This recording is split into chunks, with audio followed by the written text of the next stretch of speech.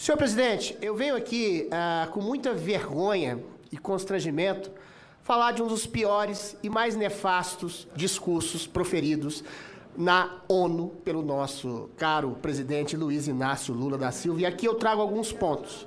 Lula começa falando em soberania inegociável, para em seguida elogiar países como Cuba e Venezuela.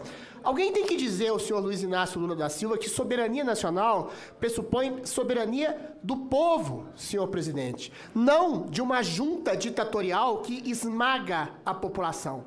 A soberania é das pessoas que conformam uma nação e o Estado tem que servir essa população.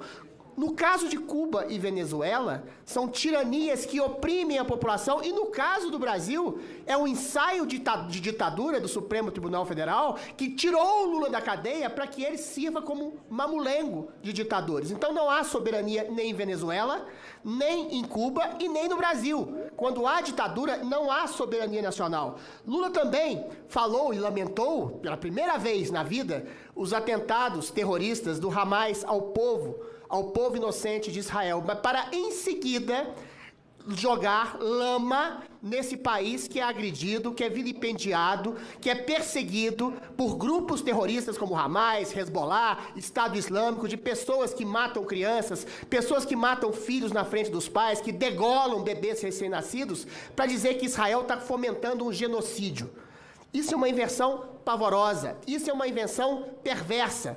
Israel simplesmente tenta se defender de quem tenta assassinar não só o país Israel, mas como diz que quer matar todos os judeus e cristãos do mundo, como está numa espécie de jihad na ementa do grupo de Hamas, né? Lula em seguida, olha só os tópicos do discurso do Lula, fala de censura nas redes sociais, diz que as redes sociais hoje são palco de xenofobia dele, Lula, que acabou de atacar de maneira virulenta, antissemita e incisiva o Estado de Israel como Estado genocida.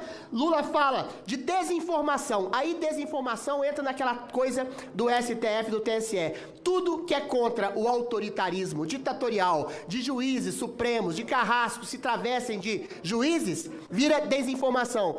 Dizer que Lula, por exemplo, na eleição de 22, era amigo de ditadores. Esse Lula que defende Cuba e Venezuela era mentira, era desinformação.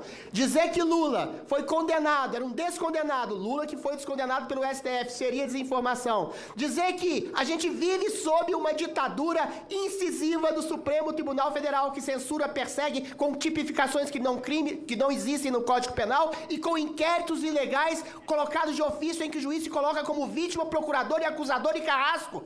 Isso é desinformação. Lula, então, mais um tópico do seu discurso, que é censurar as redes sociais.